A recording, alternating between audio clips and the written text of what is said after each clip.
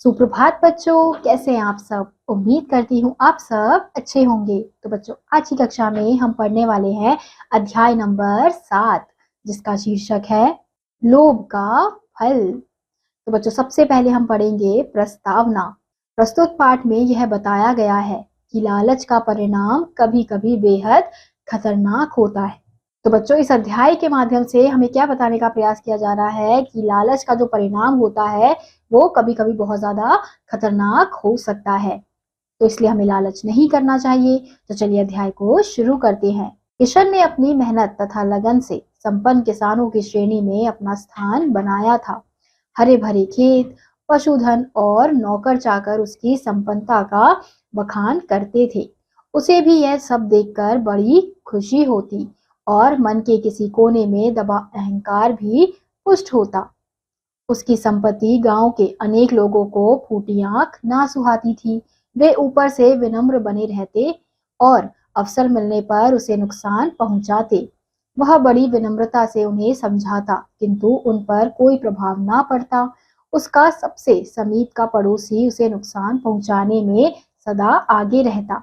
तो बच्चों, यहाँ पे किसकी बात की जा रही है? किशन की बात की जा रही है। तो किशन ने अपनी मेहनत से तथा लगन से संपन्न किसानों की श्रेणी में अपना स्थान बनाया है और हरे भरे खेत, पशुधन और नौकर चाकर उसकी संपत्ति का बखान करते हैं। उसे भी ये सब देखकर बहुत खुशी मिलती है और मन ही मन उसके अंदर जो दबा अहंकार है वो भी बढ़ रहा है।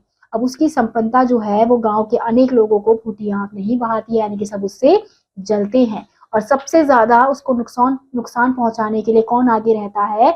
उसके समीप का जो पड़ोसी है वो हमेशा उसे नुकसान पहुंचाने के लिए आगे रहता है। अब लोग क्या करते हैं? उसके सामने तो अच्छे से पेश आते हैं, प्यार से बात करते हैं, लेकिन उसे नुकसान पहुंचाने का कुछ ना कुछ कार्य वो करते रहते हैं। जब उससे सहा ना गया तो उसने अदालत में अर्जी दी। परिणाम यह हुआ कि 2-3 लोगों को अदालत ने जुर्माने से दंडित किया। लोग किशन से बैर रखने लगे। तो जब उससे ज्यादा सहन नहीं हुआ तो उसने क्या किया? अदालत में अर्जी दे दी। अब परिणाम क्या हुआ कि 2-3 लोगों को अदालत से जुर्माना दंडित किया गया, यानी कि उन्हें जुर्माना देना पड़ा। तो ये इस वजह से वो लोग किशन से और ज्यादा नफरत करने लगे, बैर करने लगे। एक दिन किशन अपने घर के बाहर चबूतरे पर चारपाई बिछाए बैठा था। एक परदेशी किसान उसके घर के सामने से निकला। उसने किशन को बताया कि वह सतलुज पार से आ रहा है, वहां उपजाऊ जमीन यूं ही पड़ी है। तो एक दिन क्या होता है? किशन अपने घर के बाहर चबूतरे पर चारपाई बिछाकर बैठा होता है। तो एक परदेसी किसान वहां से आ रहा होता है, उसके घर के सामने से निकल रहा होता है। तो वो किशन को क्या बताता है कि वो सतलुज पार से आ रहा है, तो वहां पर उपजाऊ जमीन जो है वो ऐसी ही पड़ी हुई है। वहां की बस्ती में नए बसने वाले किसान को 20 एकड़ जमीन मुफ्त मिल रही है। वहां रहकर खेती करने वाले किसान बड़ी जल्दी संपन्न हो जाते हैं। वहां के लोग संपन्न भी हैं और व्यवहारिक भी। वे चाहते हैं कि उनकी बस्ती बड़ी हो, अधिक लोग वहां रहें। तो वो क्या बताता है कि वहां पे जो भी बसता है उसकी वो किसान बड़ी जल्दी संपन्न हो जाता है। तो वहां पे जो भी बसेगा उसे किसान को 20 एकड़ जमीन मुफ्त में दी जाएगी। और वहां पर रहने वाले जो लोग हैं वो बहुत जल्दी संपन्न भी हो जाते हैं, उनका व्यवहार भी बहुत अच्छा है और वो चाहते हैं कि उनकी जो बस्ती है वो बड़ी हो जाए, वहां पे ज्यादा से ज्यादा लोग आकर रहें। किशन अपने गांव के लोगों के व्यवहार से असंतुष्ट तो था ही। एक दिन गांव छोड़कर परिवार के साथ उस स्थान पर जा पहुंचा जिसकी चर्चा परदेसी किसान ने की थी। एक बड़े गांव की पंचायत में सम्मिलित होकर उसने जमीन का पट्टा प्राप्त कर लिया। तो किशन जो था वो गांव के लोगों से वैसे ही बहुत ज्यादा परेशान हो गया था। तो उसने क्या किया? उसने गांव छोड़ने का निर्णय ले लिया अपने परिवार के साथ। तो वो उसी स्थान पर रहने के लिए सोच रहा था जो जिसकी चर्चा परदेसी किसान ने की थी। तो एक बड़े गांव की पंचायत में सम्मिलित होकर उसने जमीन का पट्टा प्राप्त कर लिया था, यानी कि वहां पर उसे वो जमीन मिल गई थी। सम्मिलित जमीन से उसे और उसके परिवार के लिए 100 एकड़ जमीन दे दी गई थी। वह मेहनत से खेती करने लगा। वह पहले से भी अधिक संपन्न हो गया। उसने अपना नया मकान बनवा लिया और बहुत से जानवर खरीद लिए। तो जो जमीन उसे मिली थी बच्चों, उस पे वो मेहनत से खेती करने लगा और वो पहले से ज्यादा और अधिक संपन्न हो गया। और उसने अपने लिए एक नया मकान भी बनवा लिया था और बहुत से जानवर भी खरीद लिए थे। किशन आराम से रहता था और अपनी सफलता का पर गर्व करता था। कुछ दिनों में ही वह अपने उस संपन्नता के जीवन का अभ्यस्त हो गया और अनुभव करने लगा कि उसकी जमीन पर्याप्त नहीं है। कुछ और अधिक होती तो वह और अधिक सुख सुविधा का जीवन व्यतीत करता। अब जो किशन है वो आराम से रहता था और अपनी सफलता पर गर्व करता था, लेकिन कुछ दिनों में उसे ऐसा महसूस होने लगा कि उसके पास जितनी जमीन है वो काफी नहीं है, तो उसको और जमीन की जरूरत महसूस होने लगी। यह मनुष्य का स्वभाव है कि जिसको जितना सुख मिलता है वह उससे अधिक सुख प्राप्त करने की कामना करने लगता है। थोड़ा समय यूं ही बीत गया। एक दिन किसी सौदागर ने रात्रि व्यतीत करने हेतु किशन के किवाड़ खटखटाए और अपना कारण बताया। किशन प्रेम पूर्वक उसे भीतर लाया, उसके लिए बिस्तर लगाया और उसे भोजन करवाया। सौदागर उसके व्यवहार से प्रभावित हुआ और वे लोग बातचीत करने लगे। जमीन और खेती बाड़ी की चर्चा हुई। तो एक रात क्या होता है बच्चों, उनके घर पे एक सौदागर आता है। वो किशन के घर का दरवाजा खटखटाता है तो किशन उसे प्रेम पूर्वक अंदर ले लेता है, उसे भोजन करवाता है। तो इस प्रकार का व्यवहार देखकर जो सौदागर है वो बहुत ज्यादा उससे प्रभावित हो जाता है। तो उनके बीच में बातचीत होने लगी, जमीन और खेती की चर्चा होने लगी। सौदागर ने उसे बताया कि वह नेतानी नदी के उस पार से आ रहा है। वहां इतनी अधिक उपजाऊ जमीन खाली पड़ी है कि जितनी चाहे लेकर जोत लो। सौदागर की बात सुनते ही किशन नेतानी नदी के पार जमीन का किसान बनने के सपने देखने लगा। तो सौदागर ने उसे बातों ही बातों में क्या बताया कि नेतानी नदी के उस पार से वो आ रहा है और वहां पे इतनी अधिक उपजाऊ जमीन खाली पड़ी है कि तुम जितनी चाहे उतनी जमीन ले सकते हो। और सौदागर की बात सुनकर जो किशन है वो नेतानी नदी के पास जमीन खरीदने के लिए सपने देखने लगा। उसने अगले दिन सौदागर को विदा किया और सौदागर के बताए स्थान के विषय में आवश्यक पूछताछ की। संतुष्ट होकर उसने वहां जाने की तैयारी आरंभ कर दी।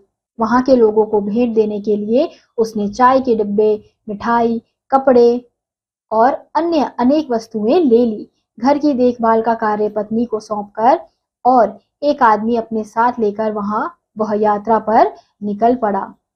तो उसने अब तय कर लिया था कि वो वहां पर जाकर वो जमीन ले लेगा। तो उसने वहां के लोगों के लिए क्या लिए थे, चाय के डिब्बे, मिठाई, कपड़े, बहुत सारी वस्तुएं उसने ले ली थी और घर की देखभाल के लिए उसने पत्नी को सौंप दी थी और अपने साथ एक आदमी लेकर वो यात्रा पर निकल पड़ा था। 7 दिन बाद वह उस स्थान पर पहुंचा जहां से कोलों की बस्ती आरंभ होती थी।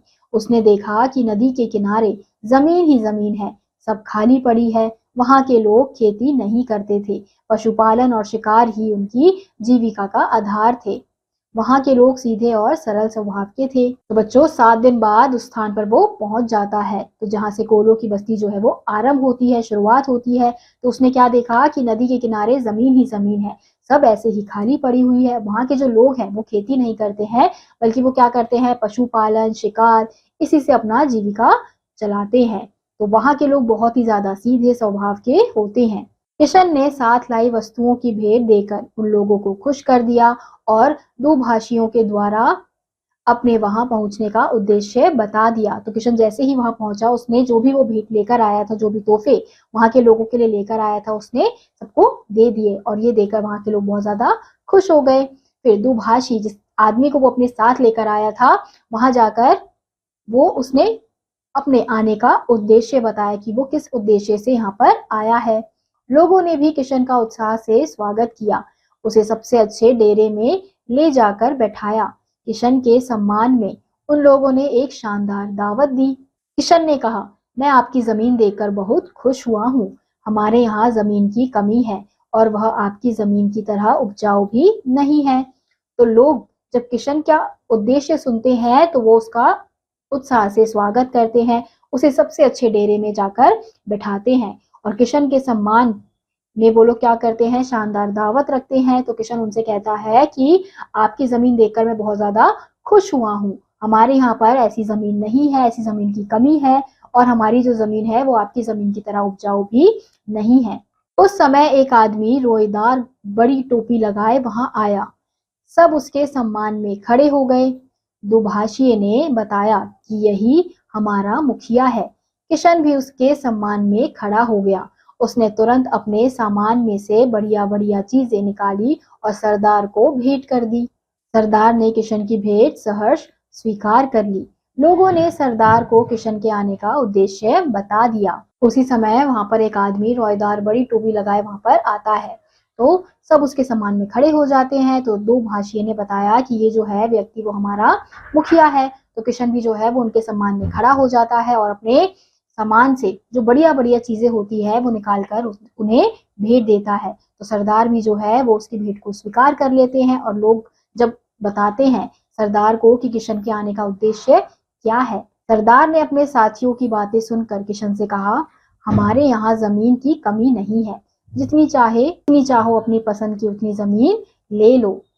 तो सरदार क्या करते हैं, अपनी साथियों की बातें सुनकर कि उसका उद्देश्य क्या है, तो ये सुनकर वो कहते हैं किशन से कि देखो हमारे यहाँ पर जमीन की कमी नहीं है, तुम जितनी चाहो उतनी जमीन तुम पसंद करके जमीन ले लो। किशन ने कहा, मैं चाहता हूँ कि जो जमीन लूं कस्बे की अदालत में उसकी पक्की लिखा पड़ी हो जाए। जब सरदार ने किशन की शर्त मान ली, तब किशन ने पूछा, जमीन किस भाव मिलेगी? 1000 रुपया प्रतिदिन, सरदार ने उत्तर दिया। किशन चकित हुआ, बोला, मेरी समझ में नहीं आया, एक दिन का यह कैसा हिसाब है? किशन कहता है कि मैं चाहता हूँ कि जो जमीन मैं लूं उसे मैं अदालत में उसकी पक्की लिखी पड़ी होनी चाहिए। तो सरदार किशन की शर्त मान लेते हैं। फिर किशन पूछता है कि ये किस भाव में मिलेगी? तो वो क्या कहते हैं, 1000 रुपया प्रतिदिन, यानी कि तुम्हें इस जमीन के लिए हर दिन क्या देना पड़ेगा, 1000 रुपया देना पड़ेगा। किशन सरदार की बात सुनकर थोड़ा चकित हो जाता है। वो बोलता है कि मेरी समझ में नहीं आया, ये कैसा हिसाब है? सरदार ने कहा, एक दिन में पैदल चलकर जितनी जमीन तुम नाप डालो उतनी ले लो, एक दिन का मूल्य 1000 होगा। एक शर्त और है, यदि तुम जहां से चलोगे उसी स्थान पर उसी दिन सूर्यास्त के पहले ना लौट आओगे तो तुम्हें जमीन नहीं मिलेगी और तुम्हारा 1000 रुपया जब्त कर लिया जाएगा। तो सरदार क्या कहता है कि एक दिन में पैदल चलकर तुम जितनी जमीन नाप सकते हो तुम उतनी ले सकते हो। एक दिन का मूल्य 1000 रुपये होगा, लेकिन शर्त क्या होगी कि तुम जहां से चले हो वहीं पर तुम्हें उसी स्थान पर सूर्यास्त यानी सूर्य डूबने से पहले वहीं पर लौटना होगा। और अगर तुम ऐसा नहीं कर पाए तो तुम्हें जमीन नहीं मिलेगी और जो तुमने 1000 रुपये दिए हैं वो भी जब्त कर लिए जाएंगे, यानी कि तुम्हें पैसे भी वापस नहीं मिलेंगे। किशन ने सोचा कि दिन भर में बहुत सारी जमीन घेरी जा सकती है। वह तुरंत मुखिया की शर्त पर जमीन लेने को तैयार हो गया। तो किशन क्या सोचता है कि एक दिन में तो बहुत सारी जमीन ले सकता हूं मैं, और वो तुरंत मुखिया की शर्त को मान लेता है। बात पक्की हो गई। अब अगली सुबह की प्रतीक्षा थी। रात भर उसे नींद ना आई। विचारों की विशालता में जमीन का ही बिंदु घूमता रहा। वह सोचता रहा कि अपनी सारी शक्ति को वह चलने में ही लगा देगा, जिससे अधिक से अधिक जमीन घेरी जा सके। इतनी जमीन घेर लूंगा कि मेरे जैसा किसान कहीं सुना भी ना जा सके। उसे जोतने के लिए दर्जनों बैलों और नौकरों की आवश्यकता पड़ेगी। उसके सपनों में भी ये बातें बनी रही। अब बात पक्की हो गई थी। फिर अगली सुबह वो प्रतीक्षा कर रहा था। रात भर उसे नींद नहीं आ रही थी। वो यही सोचे जा रहा था कि मैं अपनी पूरी शक्ति लगा दूंगा चलने में और इतनी जमीन ले लूंगा कि किसी किसान ने सुना भी नहीं होगा, और उन्हें जोतने के लिए दर्जनों बैलों की भी जरूरत होगी, नौकरों की जरूरत होगी। तो यही बातें जो वो सोच रहा था वो उसके सपनों में भी उसे नजर आ रही थी। किशन ने सवेरे उठकर आदमी को जगाया और उसे गाड़ी तैयार करने को कहा। वह खुद लोगों को बुलाने गया। जब सब लोग इकट्ठे हो गए और सरदार भी आ गया, तब उसने कहा, अब हमको चल देना चाहिए, समय बहुत हो गया है। किशन एक मिनट भी नष्ट नहीं करना चाहता था, इसलिए उसने चाय पीने से भी इनकार कर दिया। अब जैसे ही किशन सवेरे उठा तो उसने आदमी को जगाया, गाड़ी तैयार करने के लिए कहा और वो खुद जाके लोगों को बुलाने लगा। फिर जब लोग इकट्ठे हो गए, सरदार भी यहाँ पर आ गए, तो किशन ने कहा कि अब हमारा चलने का समय हो गया है, अब हमें चलना चाहिए, क्योंकि वो एक भी समय जो है वो नष्ट नहीं करना चाहता था, एक भी मिनट वो नष्ट नहीं करना चाहता था। इसलिए उसने चाय पीने से भी इनकार कर दिया था। मुखिया किशन को लेकर टेकरी पर पहुंचा। अपनी रोईदार टोपी को उतार कर टीले पर रखते हुए उसने कहा, यह निशान रहेगा, यहाँ से चलकर तुम्हें यहीं आना होगा। सूर्य डूबने से पहले तक जितनी जमीन घेर लोगे वह तुम्हारी हो जाएगी। तो मुखिया किशन को लेकर टेकरी पर पहुंचा और अपनी रोएदार टोपी को उतारकर टीले पर उसने रख दिया कि अब ये क्या होगा, यही एक तुम्हारे लिए निशान होगा, यहाँ से चलकर तुम्हें यहीं पर वापस आना है और सूर्य डूबने से पहले तुम जितनी जमीन घेर लोगे वह तुम्हारी हो जाएगी। किशन ने 1000 रुपया गिनकर टोपी पर रख दिए, एक रुमाल में रोटियां रखी, पानी की बोतल ली और फावड़ा भी ले लिया। धोती कसकर और आस्तीनें चढ़ाकर चलने को तैयार हो गया। पहले वह यह नहीं तय कर पा रहा था कि किस दिशा में चला जाए। पूर्व दिशा में सूर्य निकल रहा था, वह अपना समय नष्ट नहीं करना चाहता था, बस पूर्व दिशा की ओर चल पड़ा। 1 किलोमीटर चलने के बाद उसके बदन में फुर्ती आई और वह तेज चाल से चलने लगा। लगभग 5 किलोमीटर चलने के बाद उसने पीछे मुड़कर देखा। उसे टेकरी और उस पर खड़े आदमी धूप में साफ दिखाई देते थे। अब धूप में गर्मी आने लगी थी। उसे खाने की याद आई, पर उसने खाया नहीं। बास्केट उतार कर कंधे पर रखी और अपनी चलने की गति को तेज कर दिया। अब जो किशन है उसने चलना प्रारंभ कर दिया था। तो उसने अपने धोती को कसा और आस्तीन को चढ़ाकर वो चलने को तैयार हो गया था। अब पहले वह ये नहीं तय कर पा रहा था कि वो किस दिशा में जाए। तो पूर्व दिशा से सूर्य जो है वो निकल रहा था, तो वो अपना समय बिल्कुल भी नष्ट नहीं करना चाहता था, तो वो पूर्व दिशा की ओर चलने लगता है। फिर 1 किलोमीटर चलने के बाद उसके बदन में और ज्यादा फुर्ती आ जाती है, तो वो और तेजी से चलने लगता है। लगभग 5 किलोमीटर चलने के बाद वो पीछे मुड़कर देखता है कि लोग उसे अभी भी नजर आ रहे हैं। अब धूप दिखाई दे रही थी, तो अब धूप में गर्मी आने लगी थी। उसे खाने की याद आई, पर उसने खाना नहीं खाया। फिर बास्केट उतारकर कंधे पर रखी और अपनी चाल फिर से तेज कर दी। उसने पीछे मुड़कर देखा तो टेकरी कठिनाई से दिखाई देती थी। उसके ऊपर चलते हुए लोग चींटियों की तरह रेंगते से लगते थे।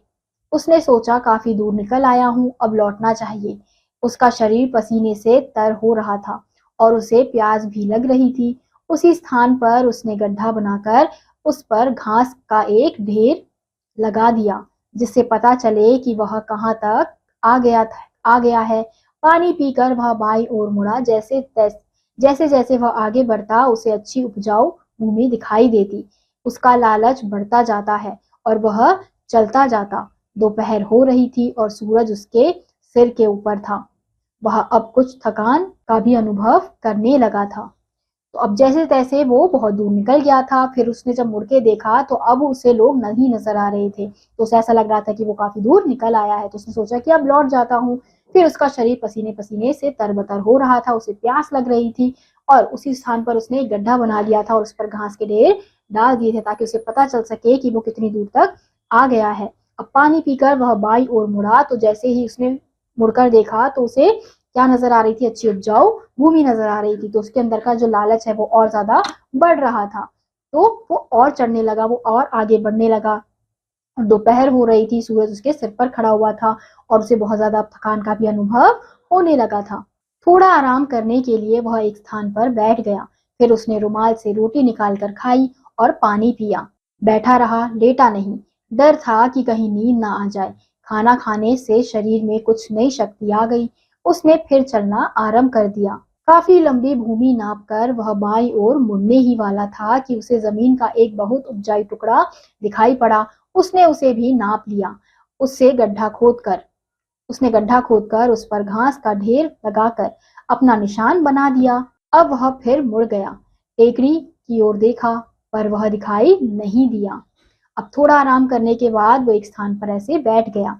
फिर उसने रुमाल में से रोटी निकाली और उसे खाया। फिर पानी पिया। फिर बैठा रहा, लेकिन लेटा नहीं, क्योंकि उसे डर लग रहा था कि अगर वो लेट जाएगा तो शायद उसकी आंख लग जाएगी, उसे नींद आ जाएगी।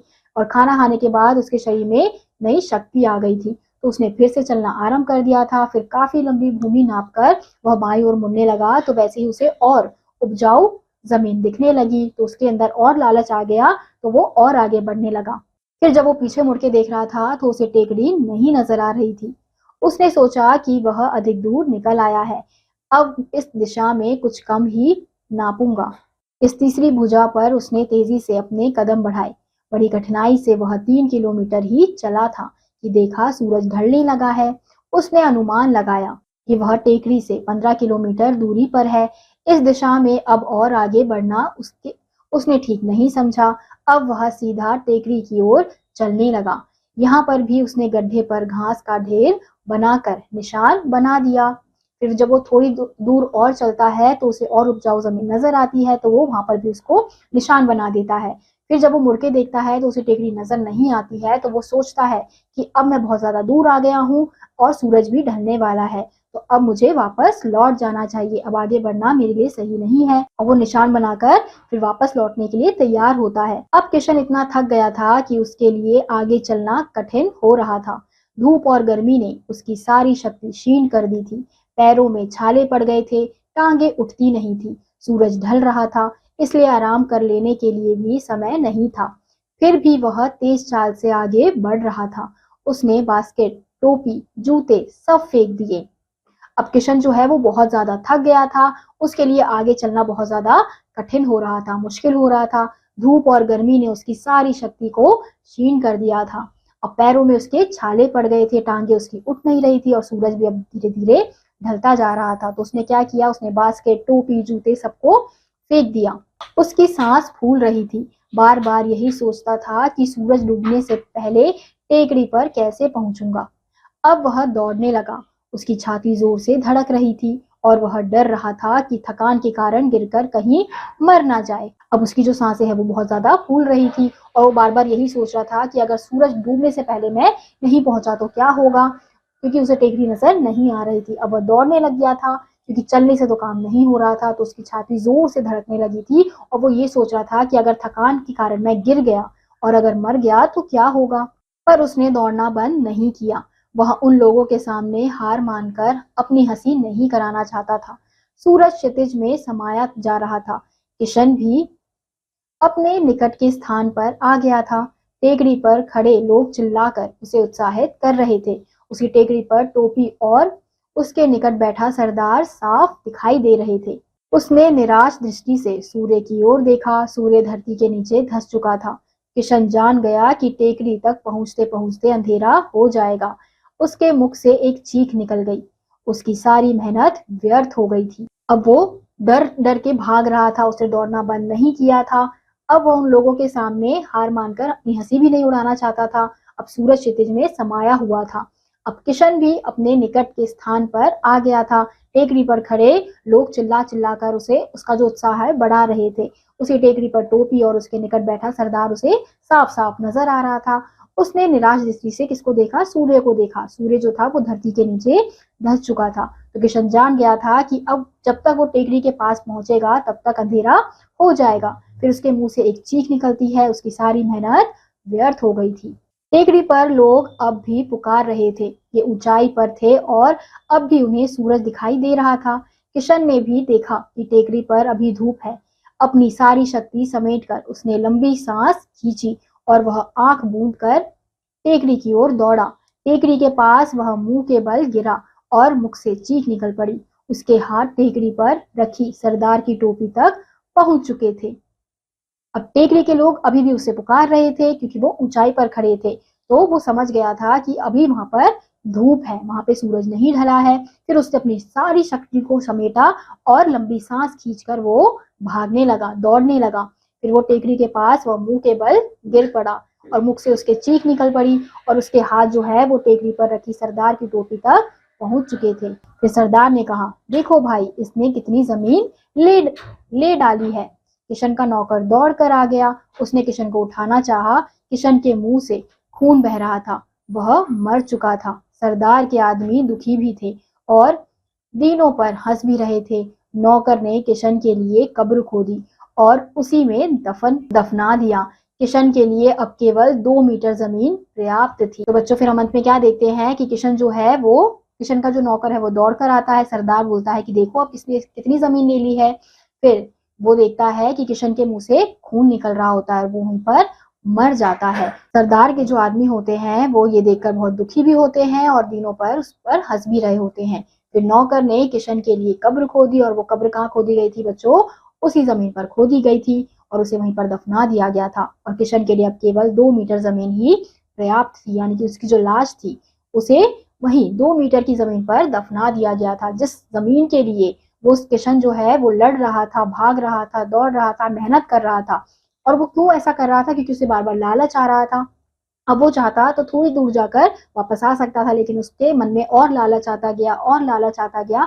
इस वजह से वो बार बार क्या कर रहा था?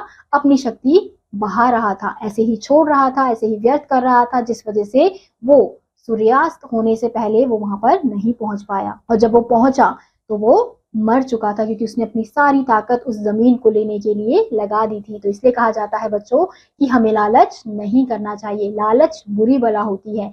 हम जितना लालच करते हैं हम उतने ही क्या होते जाते हैं? हम लालच करने से क्या होता है बच्चों? हमारी ही हानि होती है, वो हमारे लिए ही बुरा होता है।